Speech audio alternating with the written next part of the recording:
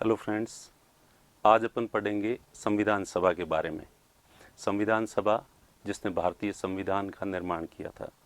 तो संविधान सभा की मांग कब कब की गई थी, कब ब्रिटिश सरकार ने संविधान सभा की मांग को स्वीकार किया और किस प्रकार से संविधान सभा का निर्वाचन हुआ और किस प्रकार संविधान सभा ने कार्य किया था और संविधान सभा के समक्ष कौन कौन सी चुनौतियां आई थी और लोग संविधान सभा की क्या आलोचनाएं करते हैं, इन सब बातों के बारे में आज जो है वो अपन पढ़ेंगे। तो संविधान सभा की मांग सबसे पहले बाल गंगाधर तिलक ने की थी। 1895 में बाल गंगाधर तिलक जब वो स्वराज की बात कर रहे थे तो स्वराज का एक बिल पेश किया गया था और उस समय उन्होंने कुछ ऐसी बात की थी। हालांकि उन्होंने क्लियरली संविधान सभा कॉन्स्टिट्यूएंट असेंबली टर्म का प्रयोग नहीं किया था, ठीक है, लेकिन फिर भी उनकी जो बातें थी उसका मतलब यह निकलता था कि एक संविधान सभा बनाई जानी चाहिए और जो ब्रिटिश इंडिया है उसके लिए एक प्रॉपर कॉन्स्टिट्यूशन होना चाहिए जिससे भारत की शासन व्यवस्था का संचालन किया जा सके। तिलक के बाद 1922 में महात्मा गांधी जी ने जो है वो संविधान सभा की बात की थी। 1922 में महात्मा गांधी जी ने भी जो है क्लियरली संविधान सभा शब्द का प्रयोग जो है वो नहीं किया था। उन्होंने भी स्वराज को डिफाइन कर रहे थे वो, तो स्वराज को डिफाइन करते समय उनकी बातों का जो मतलब है वो कुछ ऐसा ही निकलता है कि जिसमें संविधान सभा की मांग हमें लगती है कि वो ऐसा चाहते थे कि भारत के लिए अलग से कॉन्स्टिट्यूशन बने और उसके लिए एक कॉन्स्टिट्यूएंट असेंबली जो है वो होनी चाहिए। और इसके बाद जो है 1928 में नेहरू समिति, नेहरू कमेटी, ये नेहरू पंडित जवाहरलाल नेहरू नहीं है, इनके पिताजी जो है मोतीलाल नेहरू, उनकी अध्यक्षता में 1928 में नेहरू कमेटी का गठन किया गया था। इसके बारे में डिटेल में आप हिस्ट्री की क्लासेस में पढ़ेंगे कि जब साइमन कमीशन में भारतीय प्रतिनिधि नहीं था, कोई भी भारत का सदस्य नहीं था, तो भारतीयों ने इसलिए उसका विरोध किया था। तो ब्रिटिशर्स ने जो है वो कहा था कि भारतीय संविधान के बारे में क्या जानते हैं और अगर इतना ही जानते हो तो आप लोग हमें सजेशन दो कि भारत में जो है ब्रिटिश इंडिया जो है इसमें क्या पॉलिटिकल रिफॉर्म्स किए जाने चाहिए। तो उसके लिए अगर भारतीय कोई सकारात्मक सुझाव हमारे पास लाएंगे तो वो हम उन पर विचार करेंगे। तो उस ब्रिटिश चुनौती को जो है वो स्वीकार किया गया और सभी दलों ने मिलकर जो है वो नेहरू समिति, मोतीलाल नेहरू की अध्यक्षता में नेहरू कमेटी का गठन किया गया था। इनकी बहुत सारी रिकमेंडेशंस थी, लेकिन उन रिकमेंडेशंस में से जो एक महत्वपूर्ण जो बात थी वो उसमें भी इन्होंने कॉन्स्टिट्यूएंट असेंबली की बात की थी। इसके बाद लेकिन अब तक इन्होंने तीनों ने, बाल गंगाधर तिलक, महात्मा गांधी और नेहरू समिति, तीनों ने ही क्लियरली कहीं पर भी संविधान सभा की बात नहीं की थी। कॉन्स्टिट्यूएंट असेंबली टर्म जो है वो यूज नहीं किया गया था और ये किस तरह से निर्वाचित होनी चाहिए थी ये भी इन्होंने कोई खास मेंशन जो है वो नहीं किया गया था। तो प्रॉपरली कॉन्स्टिट्यूएंट असेंबली टर्म का यूज करना और ब्रिटिशर से सीधी सीधी मांग करना जो है वो 1934 में 1934 में मानवेंद्र नाथ रॉय, MN रॉय ने सबसे पहले संविधान सभा की मांग की थी, ठीक है। तो MN रॉय जो है, अब ये MN रॉय कौन थे? मानवेंद्र नाथ रॉय के बारे में आप जानते होंगे, इनको father of communism in India, India का जो कम्युनिज्म मूवमेंट था, जो था कम्युनिस्ट पार्टी जो थी शुरू की, उसकी स्थापना MN रॉय ने की थी और उन्होंने ही भारत में वामपंथी आंदोलन को जन्म दिया था। ये एक अलग बात है कि आरंभ में ये वामपंथी थे, लेकिन कालांतर में इनका परिवर्तित हो गया और इन्होंने कम्युनिज्म को या मार्क्सवाद को या साम्यवाद को छोड़ दिया था और उसकी जस्ट अपोजिट जो विचारधारा है रेडिकल ह्यूमनिज्म की बात जो है वो मानवेंद्र नाथ रॉय ने की थी। पॉलिटिकल साइंस जिन लोगों के सब्जेक्ट है उन्होंने इंडियन थिंकर्स पढ़े होंगे, तो इंडियन थिंकर्स में सबसे महत्वपूर्ण थिंकर जो है वो MN रॉय को माना जाता है। तो इनकी जो आइडियोलॉजी है वो नियो ह्यूमनिज्म, नव मानववाद या रेडिकल ह्यूमनिज्म के रूप में जो है वो जाना जाता है। तो हम यहाँ पे ये बात कर रहे हैं पॉलिटी के अंतर्गत, कॉन्स्टिट्यूशन के अंतर्गत, कि MN रॉय ने जो है पहली बार 1934 में कॉन्स्टिट्यूएंट असेंबली की मांग की थी कि भारत में एक संविधान सभा बननी चाहिए और भारत के शासन व्यवस्था के लिए एक प्रॉपर कॉन्स्टिट्यूशन जो है वो बनना चाहिए। तो अब तक ये है। उसके बाद जो है 1935 में 1935 में कांग्रेस पार्टी ने ऑफिशियली, आधिकारिक रूप से, ठीक है, कांग्रेस पार्टी ने ऑफिशियली कहें या आधिकारिक तौर पर जो है वो डिमांड की थी।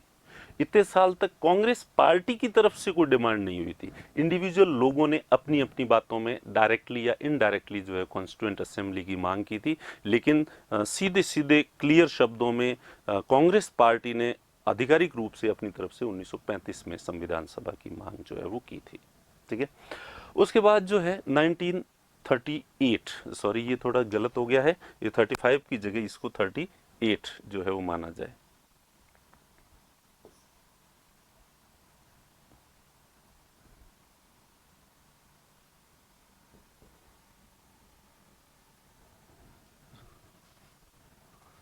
ठीक है, इसको 38 माना जाए।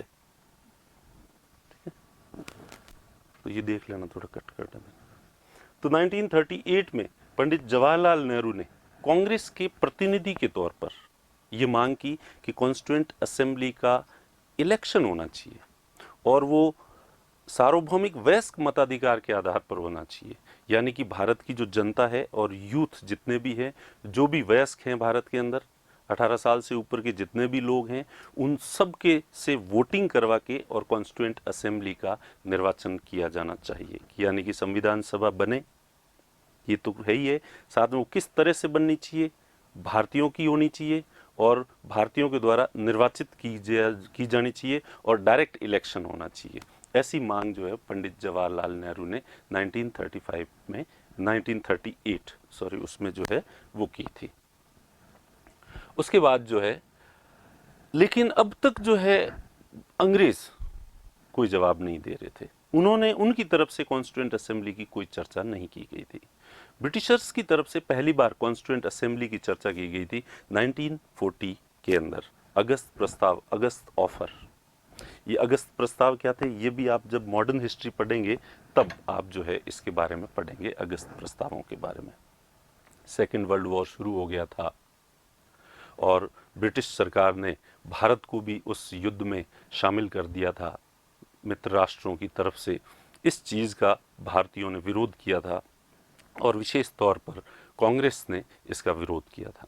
कांग्रेस का मानना था कि दूसरे विश्व युद्ध में भारत के हित जुड़े हुए नहीं हैं, इसलिए भला भारत इस युद्ध का हिस्सा क्यों बने। तो इसलिए कांग्रेस ने इसका बड़े स्तर पर जो है वो विरोध किया था और कांग्रेस की जो प्रांतीय सरकारें थी उन्होंने इस्तीफे दे दिए थे। ठीक है, और उनके इस्तीफे के बाद ये अलग बात है कि मुस्लिम लीग ने मुक्ति दिवस जो है वो मनाया था, तो वो एक अलग है, आप मॉडर्न हिस्ट्री में जो है वो पढ़ेंगे। तो सेकेंड वर्ल्ड वॉर के समय भारतीयों का समर्थन प्राप्त करने के लिए ब्रिटिश सरकार ने जो है वो भारतीयों को अगस्त प्रस्ताव दिए थे, अगस्त ऑफर्स जो है वो दिए थे, जिसमें भारत में पॉलिटिकल रिफॉर्म्स करने की बात की गई थी। तो वो डिटेल में इसके बारे में आप जो है वो मॉडर्न हिस्ट्री में पढ़ेंगे, जैसा कि मैंने कहा पहले भी।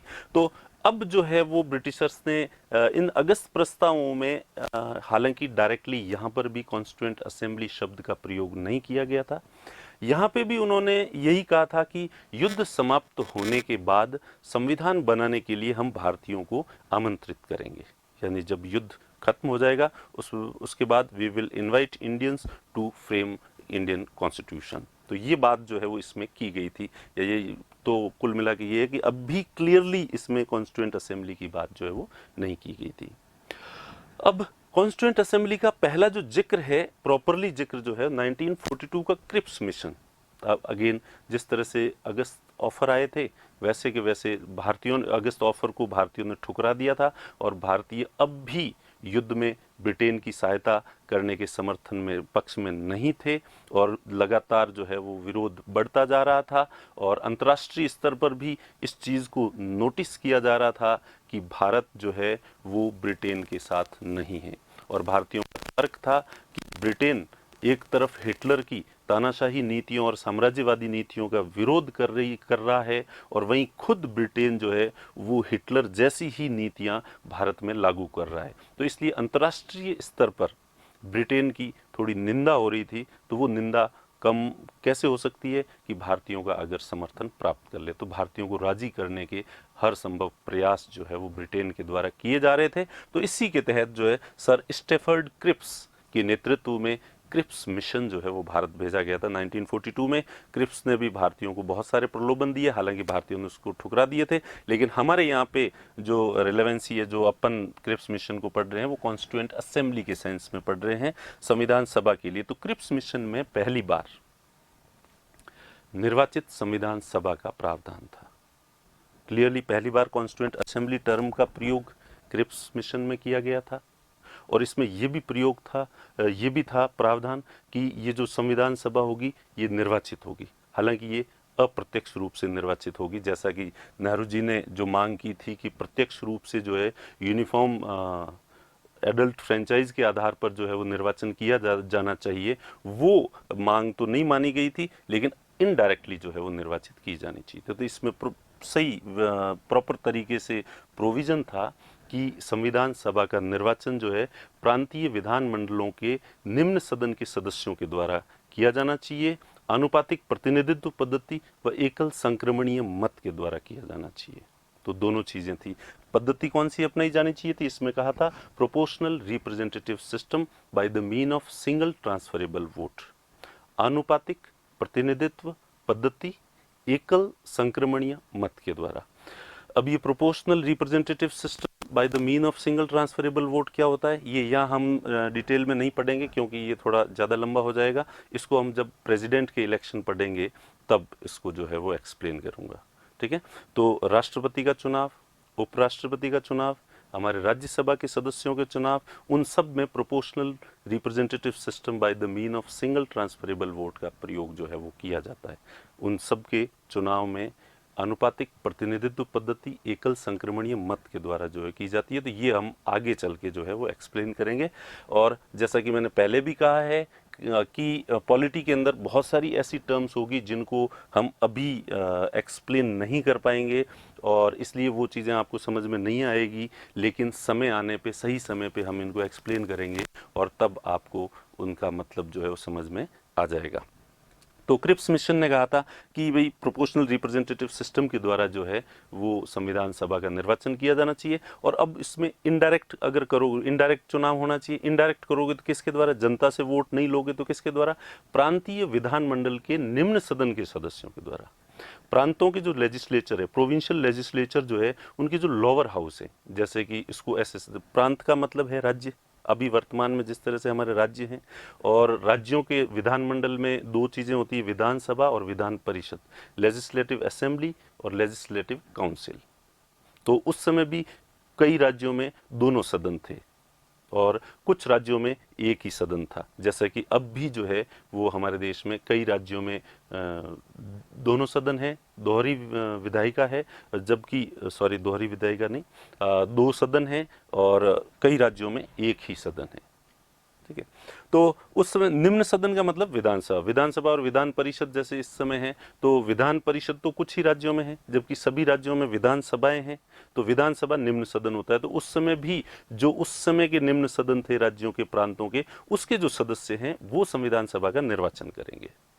तो मेरे ख्याल से आप समझ गए होंगे कि क्रिप्स मिशन ने कहा था कि जितने भी प्रांत हैं, राज्य हैं, उनके जो निम्न सदन हैं, उन निम्न सदन के जो सदस्य, यानी निम्न सदन के सदस्य वर्तमान में एमएलए कहलाते हैं। वर्तमान में जो एमएलए होते हैं उस समय पहले भी एमएलए हुआ करते थे, तो वो एमएलए ही संविधान सभा का निर्वाचन करेंगे। तो अब आपके दिमाग में ये बात क्लियर हो जानी चाहिए कि ये प्रोविजन जो है क्रिप्स मिशन में जो है किया गया था। लेकिन चूंकि भारतीयों ने क्रिप्स मिशन के प्रस्तावों को ठुकरा दिया था, तो इसलिए जो है क्रिप्स मिशन के प्रस्तावों को ठंडे बस्ते में डाल दिया गया था और संविधान सभा का निर्वाचन नहीं हो पाया था। उसके बाद 1947 में हमारा देश आज़ाद होता है, और आज़ादी से ठीक एक साल पहले 1946 में जो है कैबिनेट मिशन जो है वो भारत आया था। अब कैबिनेट मिशन क्यों कहते हैं इसको? क्योंकि इसमें 3 सदस्य थे और वो तीनों ब्रिटेन के कैबिनेट मिनिस्टर्स थे, इसलिए जो है इसको कैबिनेट मिशन कहते हैं। और 3 सदस्यों में से एक तो स्टेफर्ड क्रिप्स ही थे, एक एवी अलेक्जेंडर थे, और एक उस समय secretary of state for India Pethick Lawrence जो है वो थे। तो वो 3 कैबिनेट मंत्री जो है वो भारत आए थे, और उनका उद्देश्य था भारतीयों को स्वतंत्रता कैसे दी जाए। इसके लिए मुस्लिम लीग और कांग्रेस के बीच जो टकराव था, मुस्लिम लीग चाह रही थी कि भारत का बंटवारा हो और उसके बाद भारत को आज़ादी मिले। कांग्रेस का मानना था कि भारत का बंटवारा नहीं हो और तुरंत भारत को आज़ादी दी जाए। तो इस समस्या का समाधान करने के लिए ब्रिटेन में एटली की सरकार थी और एटली की सरकार ने अपने 3 महत्वपूर्ण कैबिनेट मिनिस्टर्स को भारत भेजा था और इसलिए उनका जो मिशन है वो कैबिनेट मिशन जो है कहलाता है। और कैबिनेट मिशन ने क्या कहा था और ये विस्तार में आप फिर से मॉडर्न हिस्ट्री में पढ़ोगे, उस समय पढ़ोगे आप। और कैबिनेट मिशन ने जो है हालांकि भारत के विभाजन की बात को रिजेक्ट कर दिया था और उसने कहा था कि भारत का विभाजन नहीं किया जाना चाहिए और उसके साथ ही स्वतंत्र भारत में शासन व्यवस्था किस तरह से चले, उसका संविधान कैसा हो, इसके लिए कॉन्स्टिट्यूएंट असेंबली के इलेक्शन का प्रोविज़न इसमें किया गया था। तो इसमें जो प्रोविज़न था इसने as it is Cripps mission की जो रिकमेंडेशंस थी उन्हीं को कट कॉपी पेस्ट करके यहाँ लगा दिया था। कैबिनेट मिशन ने भी यही कहा था कि प्रांतीय विधानमंडल के निम्न सदन के सदस्यों के द्वारा, प्रांतीय विधानमंडलों के निम्न सदन जो होते हैं उनके जो सदस्य हैं उनके द्वारा आनुपातिक प्रतिनिधित्व पद्धति एकल संक्रमणीय मत के द्वारा संविधान सभा का निर्वाचन किया जाना चाहिए, ऐसा कैबिनेट मिशन ने कहा था। Constituent assembly should be elected by the members of lower houses of provincial legislatures and the system should be used the proportional representative system by the mean of single transferable vote।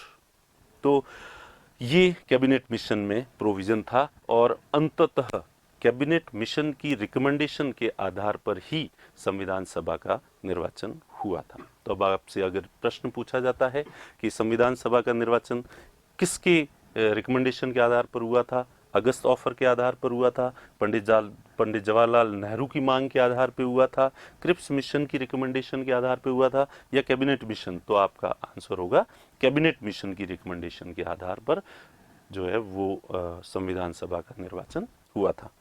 तो 1946 में cabinet mission ने अपनी recommendation दी थी और recommendation देने के कुछ समय बाद ही जो है वो संविधान सभा का निर्वाचन जो है वो हो गया था। तो जुलाई अगस्त 1946 में संविधान सभा का निर्वाचन हुआ था कैबिनेट मिशन के कहने पे। तो कैबिनेट मिशन ने क्या कहा था कि संविधान सभा में कितने सदस्य होने चाहिए, तो संविधान सभा ये प्रस्तावित था जो कि कैबिनेट मिशन ने कहा था कि संविधान सभा में टोटल कितने सदस्य होने चाहिए। तो संविधान सभा में टोटल 389 मेंबर्स जो है वो होने चाहिए। ये 389 मेंबर्स कहाँ से आने चाहिए थे, तो 389 मेंबर्स जो है में से 296 मेंबर्स जो है वो ब्रिटिश इंडिया से आने चाहिए और 93 मेंबर्स जो है वो प्रिंसली स्टेट्स से आने चाहिए। अब आपके दिमाग में एक प्रश्न होगा कि ब्रिटिश इंडिया और प्रिंसली स्टेट्स ये क्या थे। तो 15 अगस्त 1947 से पहले भारत के 2 रूप थे।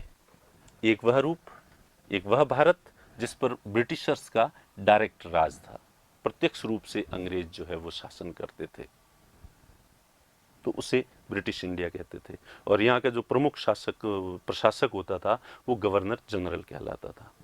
और एक थे प्रिंसली स्टेट्स यानी रियासतें, जैसे कि अपनी राजस्थान की जो रियासतें हैं जयपुर, जोधपुर, उदयपुर, बीकानेर, कोटा, अलवर, भरतपुर, धौलपुर, तो ये प्रत्यक्ष रूप से ब्रिटिश सरकार के अंडर में नहीं थे।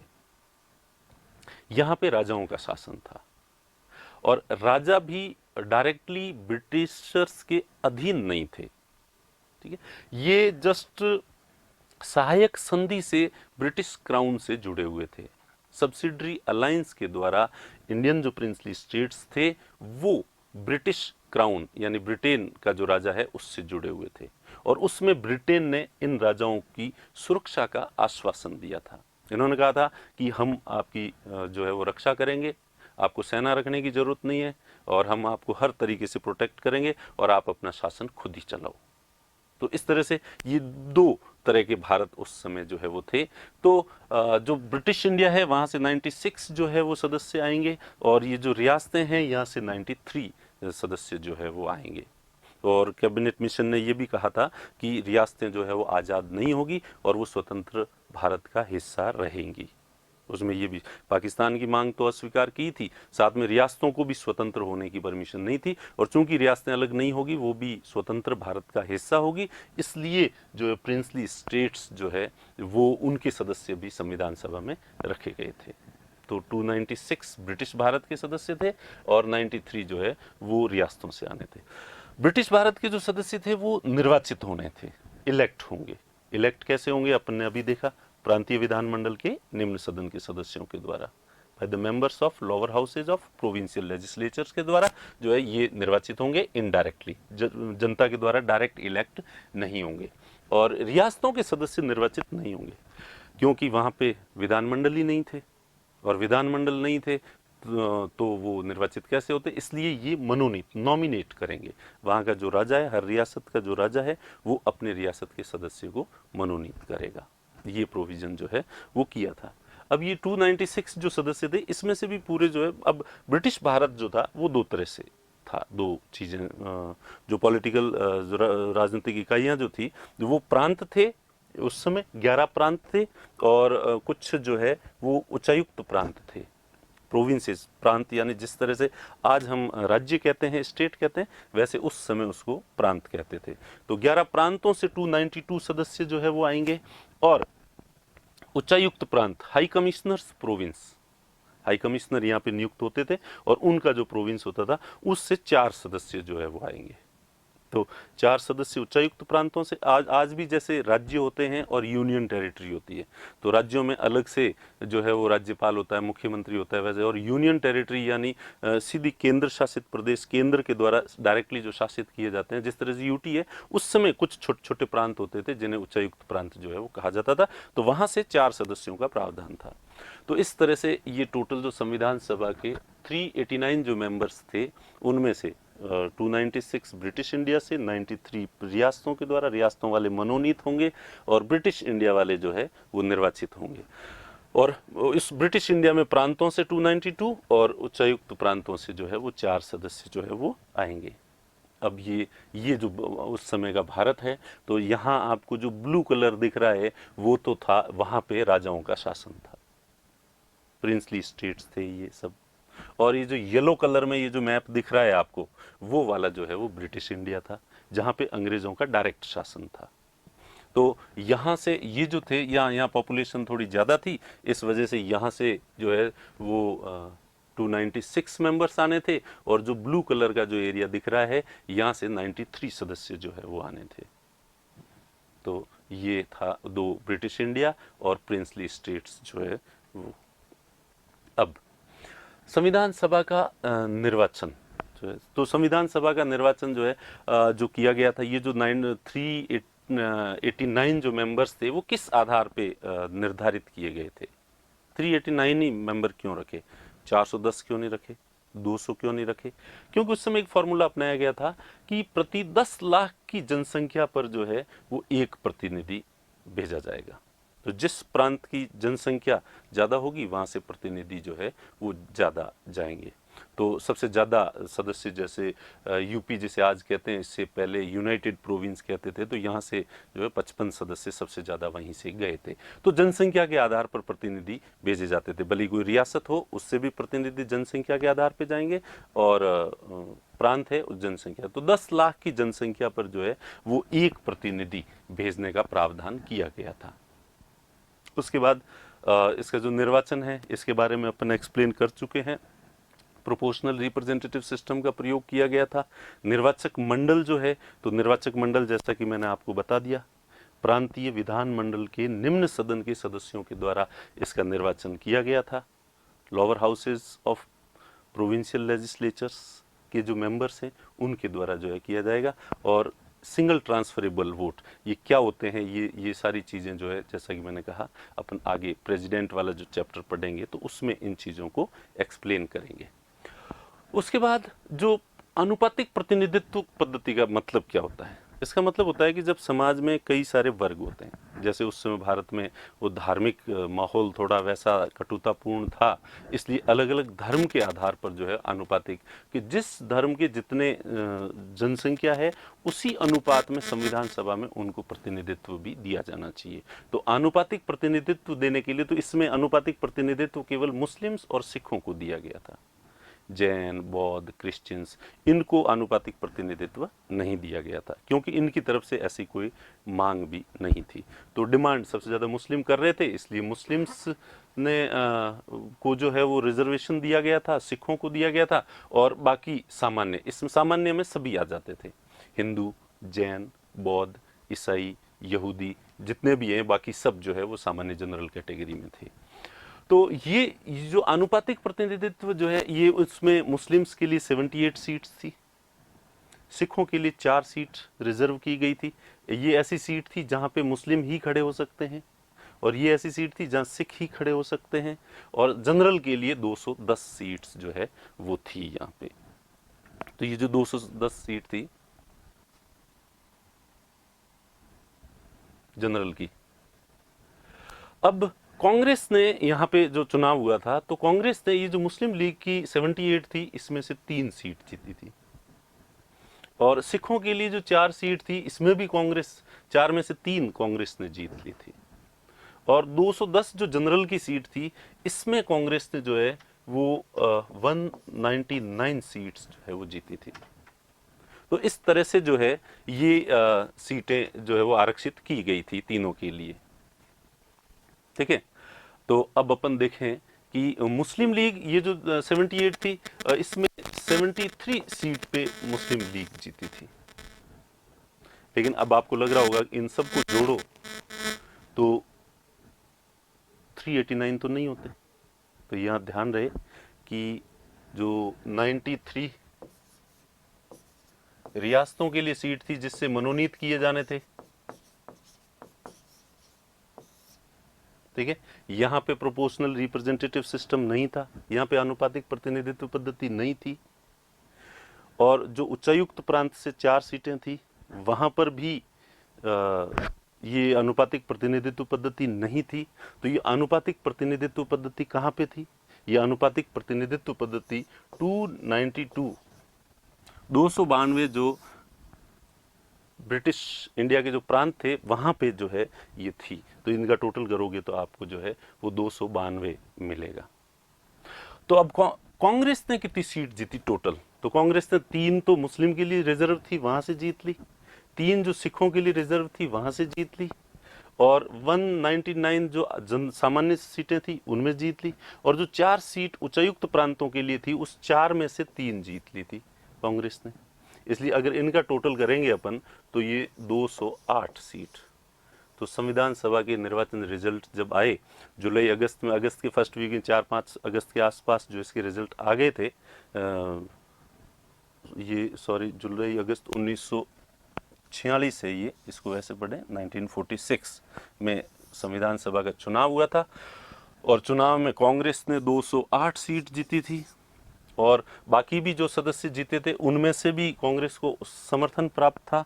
तो करीब 215 सदस्य जो है कांग्रेस के समर्थक थे इस संविधान सभा में। ये केवल इसकी बात है, ब्रिटिश इंडिया की बात है, रियासतें अलग हैं। और मुस्लिम लीग के पास केवल 73 जो है वो सीट्स थी, और मुस्लिम लीग को अब समझ में आया, पहले मुस्लिम लीग का दिमाग नहीं चला। अब मुस्लिम लीग को लगा कि 296 में से कांग्रेस के पास 215 सदस्य हैं, और जो ज्यादातर रियासतों के सदस्य आएंगे वो भी ज्यादा सदस्य कांग्रेस के पास ही होंगे। तो मुस्लिम लीग का और टोटल जो सदस्य होने थे 389, इसमें 73 जो सदस्य कांग्रेस के हैं वो क्या कर लेंगे? वो तो कुछ नहीं कर सकते। अब कांग्रेस जैसा चाहे वैसा संविधान बनाएगी, क्योंकि संविधान में ऐसा कोई प्रोविजन नहीं था कि स्पेशल मेजोरिटी चाहिए, सर्वसम्मति से होना चाहिए प्रस्ताव पारित, ऐसा कोई प्रोविजन नहीं था। इसका मतलब था कि संविधान सभा जो है साधारण बहुमत से प्रस्ताव पारित कर सकती है, और साधारण बहुमत से ज्यादा कांग्रेस के पास बहुमत था। इसलिए मुस्लिम लीग ने चुनाव होते ही, नतीजे आते ही, नतीजों को देखते ही संविधान सभा का बहिष्कार कर दिया। कि हम जो है अब इस संविधान सभा की कार्रवाई में भाग नहीं लेंगे, इसके नतीजे आने के बाद। और फिर आपको पता ही होगा, ये अगस्त का पहला सप्ताह था जब मुस्लिम लीग ने संविधान सभा के बहिष्कार की बात कर दी, और उसके जस्ट तुरंत बाद मुस्लिम लीग ने डायरेक्ट एक्शन डे की घोषणा कर दी 16 अगस्त को, कि 16 अगस्त 1946 को प्रत्यक्ष कार्रवाई दिवस मनाया जाएगा। Direct action. अब मुस्लिम लीग ने कह दिया कि सीधी उंगली से घी नहीं निकले तो उंगली को टेढ़ा करना पड़ेगा। ये हिंदू इतनी आसानी से हमारी शर्तें नहीं मानेंगे और विभाजन को स्वीकार नहीं करेंगे, तो इसलिए अब इनको दिखा दो कि हिंदू और मुसलमान साथ नहीं रह सकते, और इतने दंगे करो कि हिंदू खुद विभाजन के समर्थक हो जाए। और 16 अगस्त को जो है सुबह से ही जहाँ जहाँ मुस्लिम बहुसंख्यक थे वहाँ पे दंगे शुरू हो गए और हिंदुओं को मारना काटना शुरू कर दिया। जब मुस्लिम बहुसंख्यक क्षेत्रों में हिंदुओं को मारना काटना शुरू किया, तो जहाँ हिंदू बहुसंख्यक थे वहाँ पे मुस्लिम्स को मारना काटना शुरू कर दिया, और पूरे देश में सांप्रदायिक दंगों का एक दौर चलने लगा, और ऐसा लगने लगा कि जैसे शासन व्यवस्था है ही नहीं। और अंग्रेज खुद घबरा गए इस स्थिति को देख के, क्योंकि अब भारत अंग्रेजों के से नियंत्रित नहीं हो पा रहा था, तो इसलिए उन्होंने भारतीयों को बुलाया, कांग्रेस, मुस्लिम लीग सबको बुलाया और कहा कि शासन व्यवस्था अभी के अभी आप जो है वो संभालो। अब उसमें मुस्लिम लीग ने शासन व्यवस्था में, सरकार में शामिल होने से मना कर दिया, तो ब्रिटिश सरकार ने जो है वो नेहरू जी को उस समय का शासन प्रमुख बना दिया, और बाकी जो दल थे उन सब के प्रतिनिधियों को लेके और एक अंतरिम सरकार का गठन करके शासन व्यवस्था भारतीयों को सौंप दी। उसके बाद मुस्लिम लीग को लगा कि ये तो गलत हो गया, अब तो कांग्रेस पूरी तरह से सत्ता में भी आ गई है, तो इसलिए कालांतर में मुस्लिम लीग भी अंतरिम सरकार में शामिल हो गई। और मुस्लिम लीग इसलिए नहीं हुई थी कि वो कोऑपरेट करेगी, मुस्लिम लीग इसलिए शामिल हुई थी कि वो कांग्रेस की सरकार को अंतरिम सरकार को अस्थिर कर दे, और उन्होंने ऐसा किया। और ये दंगे इस तरह से बढ़ते गए, और सरकार के अंदर भी मुस्लिम लीग की असहयोग की वजह से जो है वो सरकार सही तरीके से काम नहीं कर पा रही थी, और कालांतर में कांग्रेसी भी ये मानने लग गए थे।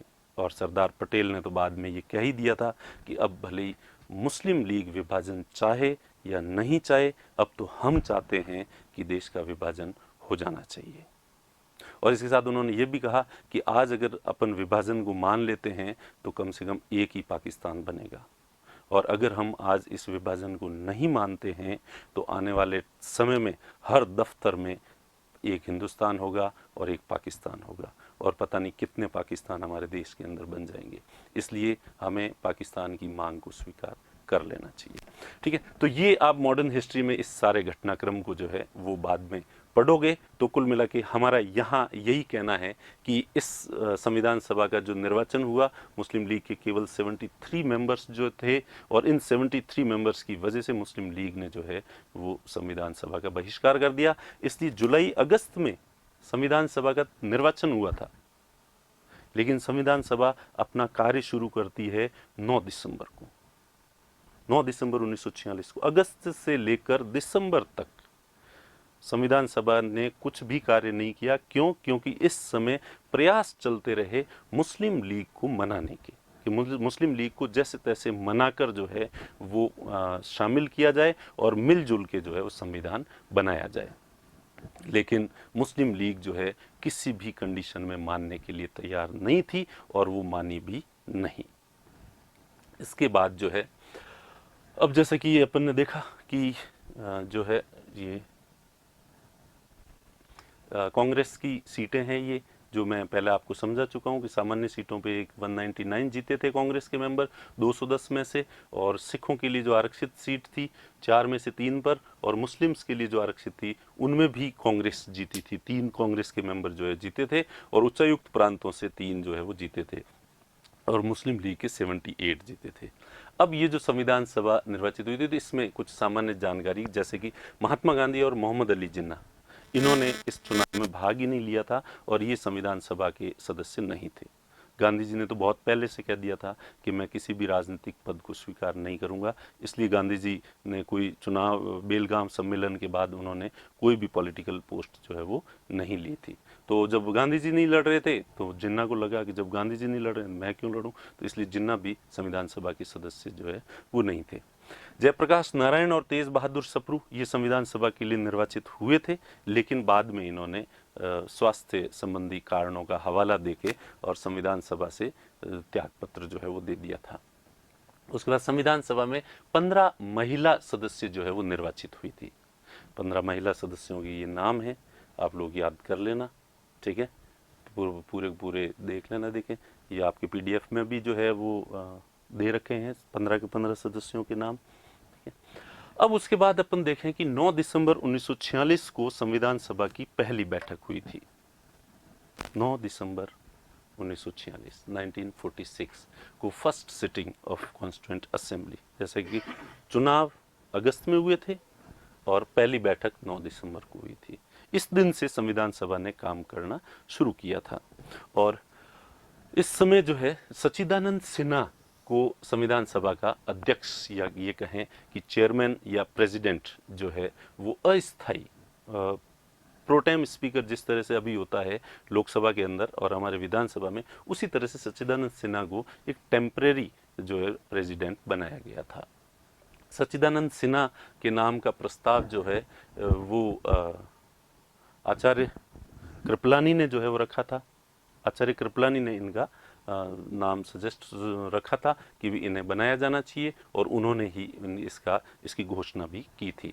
और इस सम्मेलन में 207 सदस्य जो है वो भाग लिया था। ये जो पहली बैठक थी जिसमें कि अपन देख रहे थे कि जो 389 मेंबर होने थे, तो 389 मेंबर्स नहीं भाग लिया था। उस समय कुल 207 सदस्यों ने ही संविधान सभा की पहली बैठक में भाग लिया था।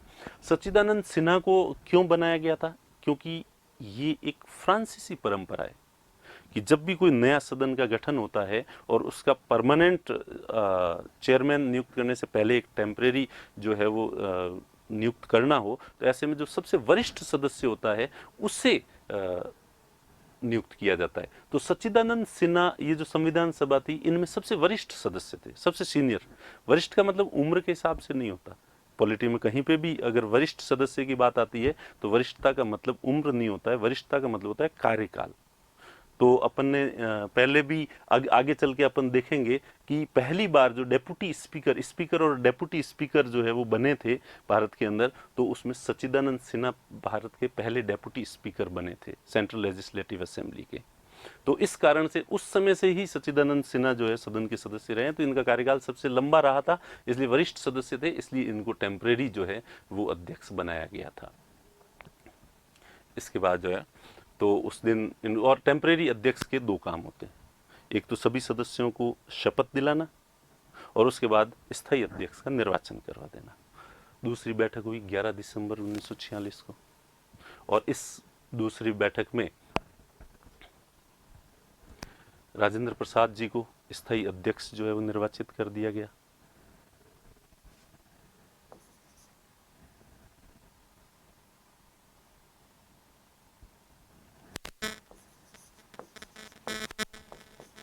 अध्यक्ष निर्वाचित कर दिया गया, निर्वाचित किया गया, ठीक है, मनोनीत नहीं किया गया था।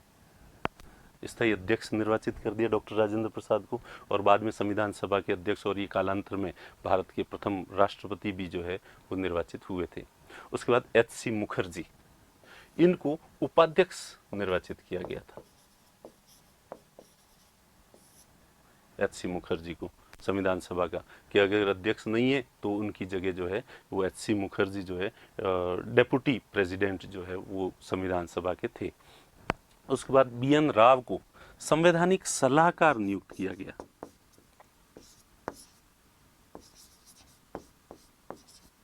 संवैधानिक सलाहकार।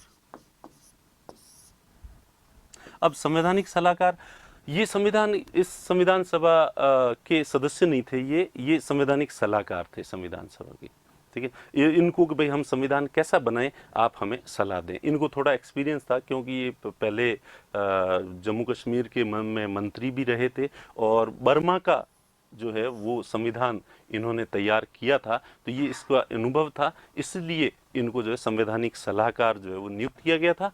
और इन्होंने ही पहला प्रारूप, संविधान का पहला प्रारूप इन्होंने तैयार, फर्स्ट ड्राफ्ट जो है कि संविधान का एक खाका जो होता है कि एक आउटलाइन कि किस तरह से संविधान जो है बना हुआ होना चाहिए, ये पहला प्रारूप इन्होंने ही दिया था। चूंकि संवैधानिक सलाहकार थे, इनका काम था कि संविधान सभा को बताए कि किस तरह का संविधान होना चाहिए, इसलिए इन्होंने जो है पहला प्रारूप, हालांकि अंतिम जो फाइनल ड्राफ्ट था वो ड्राफ्ट कमेटी ने तैयार किया था। उसके बाद वीटी कृष्णमाचारी, वीटी कृष्णमाचारी ये जो रियासतों की, जयपुर रियासत की तरफ से मनोनीत सदस्य थे संविधान सभा में। जयपुर, ये जयपुर के प्रधानमंत्री रहे हुए हैं और इसीलिए उस समय जयपुर के प्रधानमंत्री थे और इसलिए इनको जयपुर महाराजा ने ही संविधान सभा मनोनीत किया था। तो इनको बाद में करीब साल भर बाद जो है वो इनको संविधान सभा का दूसरा उपाध्यक्ष, पहले उपाध्यक्ष तो एच.सी. मुखर्जी थे और दूसरा उपाध्यक्ष जो है वीटी कृष्णमाचारी। एक टीटी कृष्णमाचारी अलग सदस्य थे, ये वो नहीं थे, टीटी कृष्णमाचारी नहीं थे, ये वीटी कृष्णमाचारी थे जो दूसरे उपाध्यक्ष जो है वो बने संविधान सभा के, दोनों रहे थे कि कभी कभी अगर ये नहीं हो तो उनकी जगह जो है ये सदन की अध्यक्षता जो है वो कर सकें। तो जो दूसरी बैठक थी संविधान सभा की, पहली बैठक 9 दिसंबर को हुई थी, संविधान सभा की दूसरी बैठक 2 दिन बाद 11 दिसंबर को हुई थी और 11 दिसंबर को ये महत्वपूर्ण, ये 3 महत्वपूर्ण जो है वो डिसीजन लिए गए थे। ये बाद कालांतर का है, इसको 11 दिसंबर से इसका कोई संबंध नहीं है, ठीक है, ये ध्यान रखना। उसके बाद संविधान सभा की तीसरी बैठक, थर्ड सिटिंग जो है वो संविधान सभा की हुई थी 13 दिसंबर को, ठीक 2 दिन, 11 के बाद 2 दिन बाद में जो है वो 13 दिसंबर को तीसरी बैठक हुई थी। और तीसरी बैठक में जो है पंडित जवाहरलाल नेहरू ने उद्देश्य प्रस्ताव पेश किया था, ऑब्जेक्टिव रिजोल्यूशन जो है वो पेश किया था, उद्देश्य प्रस्ताव। अब उद्देश्य प्रस्ताव क्या था कि संविधान सभा ने इकट्ठे तो हो गए कि अब क्या करना है, संविधान बनाना है। संविधान बनाने के, संविधान सभा के क्या उद्देश्य है, हमें किन आदर्शों को, किन मूल्यों को प्राप्त करना है जिसके लिए हमें संविधान बनाना है। तो संविधान बनाते समय ध्यान किन बातों का रखना है, किन किन बातों को महत्व दिया जाना चाहिए, तो ये चीज जो है वो पहले क्लियर हो जानी चाहिए कि हमारे संविधान की आउटलाइन क्या है, ये पहले से फिक्स हो तो ज्यादा ठीक जो है वो रहेगा। इसलिए उद्देश्य प्रस्ताव, और उद्देश्य प्रस्ताव में संविधान की जो मूलभूत विशेषताएं हैं वही दी गई थी। तो अभी अपन देखेंगे कि इस जो उद्देश्य प्रस्ताव की मुख्य विशेषताएं क्या क्या थी, इसमें प्रोविजंस क्या क्या थे, उद्देश्य प्रस्ताव की प्रमुख विशेषताएं क्या थी। तो सबसे पहली जो विशेषता थी कि एक ऐसा संविधान बनाना है, भारत स्वतंत्र संप्रभु भारतीय गणराज्य की स्थापना करनी है। यानी इसमें महत्वपूर्ण है कि भारत एक स्वतंत्र देश होना चाहिए, संप्रभु देश होना चाहिए और साथ में गणराज्य होना चाहिए, रिपब्लिक होना चाहिए। खास बात इसमें यह है, रिपब्लिक का मतलब एक तो होता है राजतंत्र जहां पे शासन का प्रमुख राजा होता है, और एक ऐसी शासन व्यवस्था, ऐसा देश जहां का जो प्रमुख है वो वंशानुगत, हेरिडिटरी नहीं होता। राजा तो वंशानुगत होता है, राजा की तरह वंशानुगत नहीं होना चाहिए। तो जिस तरह से ब्रिटेन में क्राउन है तो ब्रिटेन रिपब्लिक नहीं है, तो इसलिए हमारी शासन व्यवस्था ब्रिटेन से काफी प्रभावित थी। तो हमें ब्रिटेन की तरह मोनार्की सिस्टम या राजतंत्र को नहीं अपनाना है। भारत क्या होना चाहिए, गणराज्य होना चाहिए। यानी कि इसका देश का जो हेड है वो प्रत्यक्ष अप्रत्यक्ष जैसे जो है निर्वाचित होना चाहिए, वंशानुगत रूप से नहीं बनना चाहिए। फिर भारत को स्वतंत्र रखना ही है, संप्रभु रखना है, इसको भी अपन आगे एक्सप्लेन करेंगे। संप्रभुता का मतलब क्या होता है, गणराज्य का मतलब क्या होता है, लोकतंत्र का मतलब क्या होता है, सब शब्दों का विशेष अर्थ होता है और समय आने पर इनको मैं एक्सप्लेन करूंगा। तथा तो भारत को एक स्वतंत्र संप्रभु भारतीय गणराज्य की स्थापना करनी है और इसके लिए एक संविधान का निर्माण करना संविधान सभा का उद्देश्य है। ये तो नाम से ही क्लियर होता है कि संविधान सभा है, तो इनका काम जो है वो संविधान का निर्माण करना है। उसके बाद दूसरा कि जो भारत बनेगा, उद्देश्य प्रस्ताव में ये क्लियर किया गया था कि संविधान सभा किसके लिए संविधान बनाएगी और उस संविधान में कौन कौन सी टेरिटरीज जो है वो शामिल होनी चाहिए। तो उसमें ये क्लियर किया गया था, एक तो ब्रिटिश इंडिया जहाँ पे अंग्रेजों का शासन है, ये स्वतंत्र संप्रभु भारतीय गणराज्य का हिस्सा होना चाहिए, ठीक है, इसका कोई भी टुकड़ा बाहर नहीं जाना चाहिए। दूसरा भारतीय राज्य, इंडियन स्टेट्स, स्टेट्स यानी रियासतें, जैसे कि अपने देखा तो रियासतें भी स्वतंत्र भारत का हिस्सा होनी चाहिए। अन्य भारतीय क्षेत्र, अन्य भारतीय क्षेत्र का मतलब उस समय कई ऐसे क्षेत्र थे जहाँ पे पुर्तगालियों का और फ्रांसीसियों का अधिकार था, तो उनको भी स्वतंत्र भारत में शामिल करने का प्रावधान होना चाहिए, वो भी भारतीय टेरिटरी का हिस्सा होना चाहिए।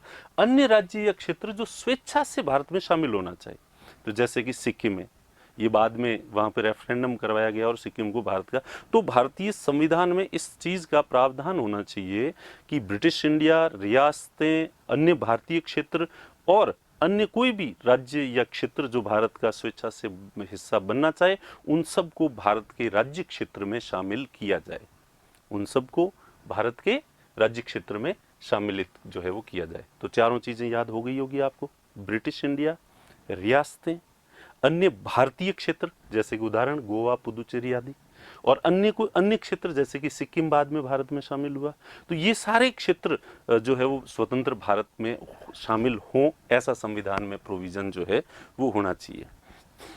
उसके बाद जो है अगला था कि भारत जो है वो एक संघ होना चाहिए, फेडरल जो है वो होना चाहिए, और उस फेडरल के अंदर राज्यों को पूरी ऑटोनॉमी मिलनी चाहिए।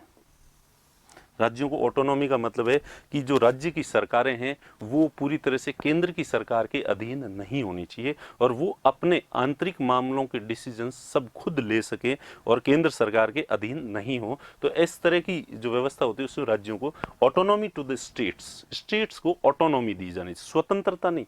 स्वतंत्रता शब्द तो होता है कि राज्य पूरी तरह से आजाद हो जाए, ऑटोनॉमी का मतलब है कि आंतरिक मामलों में उसे स्वतंत्रता जो दी जाती है, तो राज्यों को स्वतंत्रता दी जानी चाहिए और अवशिष्ट शक्तियां जो है ये राज्यों के पास होनी चाहिए। ये एक विशेष प्रोविजन था उद्देश्य प्रस्ताव का।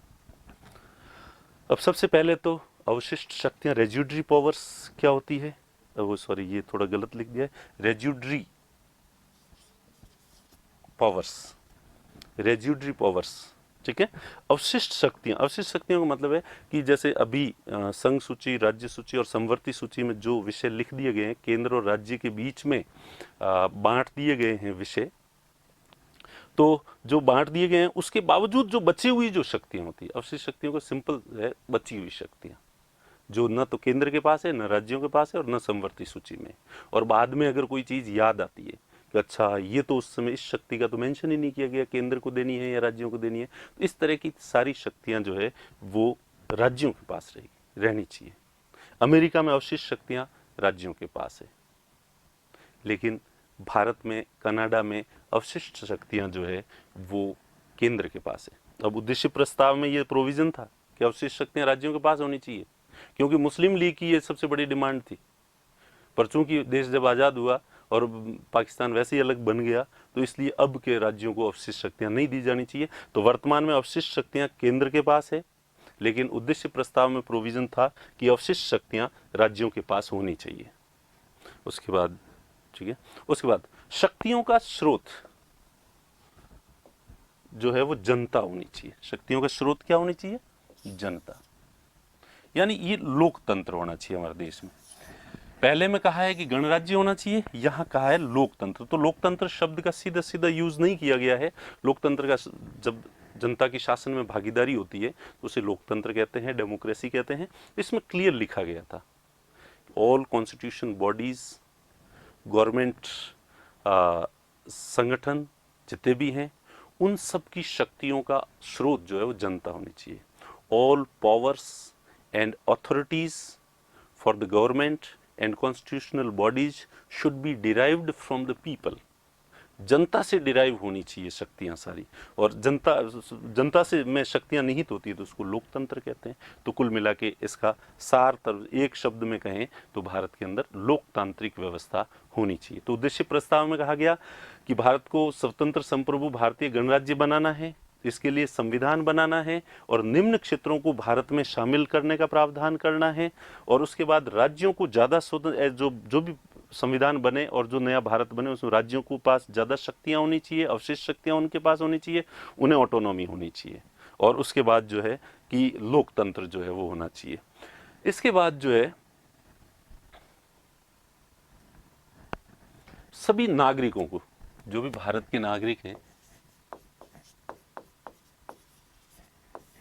नागरिकों को न्याय मिलना चाहिए, जस्टिस। ये तीन तरह का, सोशल, इकोनॉमिक एंड पॉलिटिकल। ये प्रस्तावना में भी अपन पढ़ेंगे और वहाँ पे इसको एक्सप्लेन करेंगे कि सामाजिक न्याय का क्या मतलब होता है, आर्थिक न्याय का क्या मतलब होता है, राजनीतिक न्याय का क्या मतलब होता है। तो ये अपन आगे चल के इसको एक्सप्लेन जो है वो करेंगे। ठीक है, तो न्याय कितने तरह का न्याय है? तीन तरह का। उसके बाद फ्रीडम, स्वतंत्रता, सभी नागरिकों को जो है वो स्वतंत्रता सुनिश्चित होनी चाहिए। तो इसमें 8 तरह की स्वतंत्रता का उल्लेख किया गया है। ये विचार, अभिव्यक्ति, विश्वास, धर्म और उपासना, thought expression, belief, faith and worship, ये जो 5 है ये आपको प्रस्तावना में भी मिलेंगे। प्रियम्बल जब पढ़ेंगे तो उसमें भी है ये 5 तरह की जो है वो लिबर्टी देने की बात, liberty of thought expression, belief, faith and worship. ठीक है, तो ये 5 तरह की स्वतंत्रता वहाँ पे भी है और ये भी प्रस्तावना में जो है वो शामिल है, 3 तरह का न्याय। लेकिन यहाँ पे 3 एक्स्ट्रा है। ऑक्यूपेशन, किसी भी तरह का व्यवसाय व्यक्ति को जो है वो करता है। यूनियन, संघ बनाने की उसको स्वतंत्रता है। और एक्टिविटीज़, किसी भी तरह की एक्टिविटीज़, आप जो भी कार्य है, आप धार्मिक सम्मेलन करो, कोई और भी किसी तरह के मेले लगाओ वगैरह, किसी तरह की एक्टिविटीज़ जो है वो भी करने का अधिकार होना चाहिए। तो ये कुल मिला के 5 तो आगे भी याद होगा, ये आगे भी रिवाइज होगी जब अपन प्रस्तावना पढ़ेंगे तब। और 3 ये नई है और ये अभी पूछा भी गया था पिछले आरएस जो मुख्य परीक्षा हुई थी ये 2018 वाली, उसमें ये था कि उद्देश्य प्रस्ताव में कितने तरह की स्वतंत्रताओं का उल्लेख जो है वो किया गया है। तो ये 8 तरह की स्वतंत्रता का उल्लेख जो है वो किया गया है। और इक्विलिटी, तो ये भी वापस ये प्रतिष्ठा और अवसर की जो समता है ये आपको जो है वो प्रस्तावना में मिलेगी। और इसके साथ साथ विधि के समक्ष जो है वो समानता। तो 3 तरह की उद्देश्य प्रस्ताव में कितने तरह की स्वतंत्रताएं हैं? 8 तरह की। और कितने तरह की समानता, इक्विलिटी है? 3 तरह की, प्रतिष्ठा, अवसर और विधि के समक्ष। अपन जब प्रियम्बल पढ़ेंगे तो equality of status and opportunity जो है वो वहाँ पे भी मेंशन होगा, लेकिन यहाँ पे ये एक्स्ट्रा एक दिया गया है कि कानून के समक्ष भी सभी लोग जो है वो समान, सभी लोगों की प्रतिष्ठा एक जैसी होनी चाहिए, सभी लोगों को समान अवसर मिलने चाहिए और कानून के समक्ष जो है वो सभी समान। तो ये उद्देश्य प्रस्ताव की 5वीं विशेषता। 4 विशेषताएं अपने पिछले जो है वो पन्ने में देखी थी।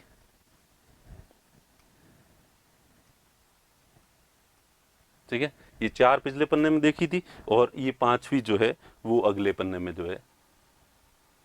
ठीक है, अब उसके बाद उद्देश्य प्रस्ताव की जो 6ठी विशेषता है वो है कि हितों का संरक्षण, प्रोटेक्शन ऑफ इंटरेस्ट्स। जो भी देश के कमजोर तबके हैं, कमजोर क्षेत्र हैं, उनके हितों के संरक्षण के लिए स्पेशल सेफगार्ड्स जो है वो होने चाहिए। There should be special safeguards for the protection of minorities, backward and tribal areas, socially deprived and other backward classes. तो ये 3 चीजें हैं इसमें ध्यान। किनके हितों का प्रोटेक्शन करना है? जो भी देश में माइनॉरिटी है इनके हितों का विशेष रूप से संरक्षण जो है वो होना चाहिए। उसके बाद पिछड़े और जनजातीय क्षेत्र, ये ज्योग्राफिकल टर्म है, ये धार्मिक टर्म है, ये क्षेत्रगत क्षेत्र बता रहे हैं कि जो पिछड़ा क्षेत्र होता है जैसे झारखंड हो गया, उड़ीसा हो गया, छत्तीसगढ़ हो गया, ये जो पिछड़े हुए जो क्षेत्र हैं उनके बैकवर्ड एंड ट्राइबल एरिया, जहाँ जनजातीय जो क्षेत्र है, ज़्यादातर जनजातीय क्षेत्र जो है, जो राजस्थान में जैसे टीएसपी एरिया है, तो इनके हितों के संरक्षण के लिए और सामाजिक रूप से वंचित और अन्य विचलित, तो ये SC ST OBC इनके हितों की प्रोटेक्शन के लिए। तो उद्देश्य प्रस्ताव में पहले ही ये संविधान सभा ने तय कर लिया था कि हम जो संविधान बनाएंगे उस संविधान में अल्पसंख्यकों का विशेष ध्यान रखा जाएगा, पिछड़े हुए जो क्षेत्र है उनके हितों का प्रोटेक्शन किया जाएगा और सामाजिक रूप से जो पिछड़े वर्ग हैं उनको भी, जो जातीय व्यवस्था में जो पिछड़े हुए हैं उनको भी जो है वो हिस्सेदारी दी जाएगी। ठीक है, उसके बाद जो है 7वीं जो विशेष रखा गया था प्रोविजन, भारतीय राज्यों की क्षेत्रों की अखंडता। जो इंडियन टेरिटरी है इसकी इंटीग्रिटी को बनाए रखना हमेशा के लिए, ये ध्यान रखना है, इसकी जो एकता और अखंडता है उसको सुनिश्चित करना। अखंडता, integrity of the Indian territories जो है वो सुनिश्चित होनी चाहिए। और इसके साथ ही इसमें ये भी कहा कि जल, थल व नभ, ठीक है, लैंड, स्पेस एंड सी, जो भारतीय जो ये टेरिटरी है, इस टेरिटरी के अंतर्गत जो भी जल, थल और नभ तीनों, इस टेरिटरी के अंतर्गत आने वाली जमीन, इस टेरिटरी के अंतर्गत आने वाला समुद्र, पानी और इसके ऊपर का आसमान, इन सब पर संप्रभु अधिकार होना चाहिए, सॉवरन राइट होना चाहिए इसके अंतर्गत। तो भारतीय जो क्षेत्र है, टेरिटरीज है, इसकी इंटीग्रिटी, इसकी अखंडता को बनाए रखना और इस टेरिटरीज के अंतर्गत आने वाले जल, थल और नभ पर, लैंड, सी एंड स्पेस पर सॉवरन राइट जो है वो सुनिश्चित होना चाहिए। ये अगली विशेषता जो है वो है इसकी। और उसके बाद जो है अगला है विश्व शांति और मानव कल्याण। इसमें लिखा गया है कि प्राचीन काल से ही, इसमें और भी है भाषा इसमें, कि प्राचीन काल से ही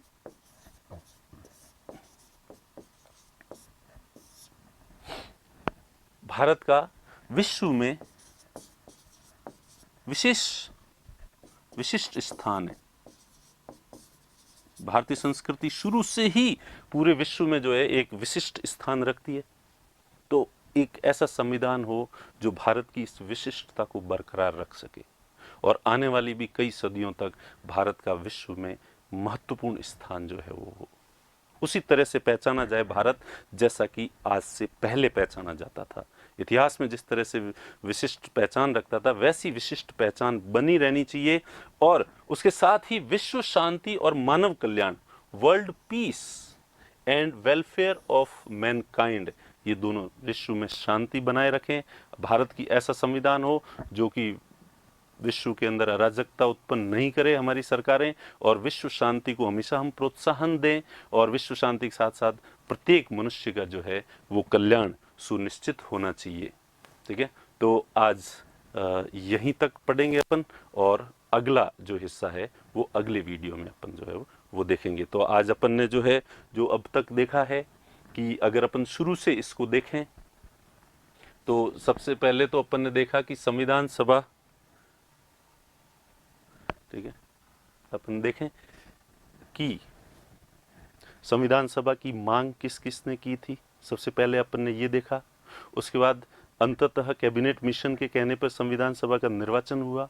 संविधान सभा में कितने सदस्यों का प्रावधान था और अंततः कितने सदस्य जो है वो निर्वाचित हुए थे, ये हमने देखा। और उसके बाद जो है संविधान सभा की मुस्लिम लीग ने संविधान सभा में भाग नहीं लिया। 9 दिसंबर से संविधान सभा ने अपना काम करना शुरू किया। 9 दिसंबर को पहली बैठक हुई, 11 दिसंबर को दूसरी बैठक हुई, 13 दिसंबर को तीसरी बैठक हुई, और तीसरी बैठक में जवाहरलाल नेहरू ने उद्देश्य प्रस्ताव जो है वो रखा था। और ये उद्देश्य प्रस्ताव अंततः 22 जनवरी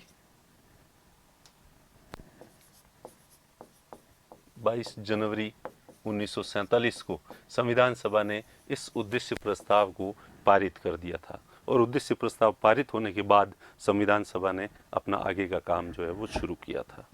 तो इस तरह से अपन ने ये देखा। और अगली क्लास में जो है वो अपन देखेंगे कि 15 अगस्त 1947 के बाद संविधान सभा की भूमिका में क्या बदलाव आ गया, और उसके साथ ही संविधान सभा ने अनेक कमेटियों का गठन किया और कमेटियों के माध्यम से अपना कार्य किया। तो कौन कौन सी महत्वपूर्ण समितियों का गठन किया गया था, और संविधान सभा ने कुछ महत्वपूर्ण निर्णय लिए थे, जैसे राष्ट्रगान और राष्ट्रगीत का निर्णय लेना। और इसी तरह से जो है संविधान सभा की कई लोग आलोचनाएं करते हैं, तो वो आलोचनाएं क्या है, क्या वो सही है या नहीं है, ये सब चीज़ें जो है वो अपन अगले वीडियो में जो है वो देखेंगे। धन्यवाद।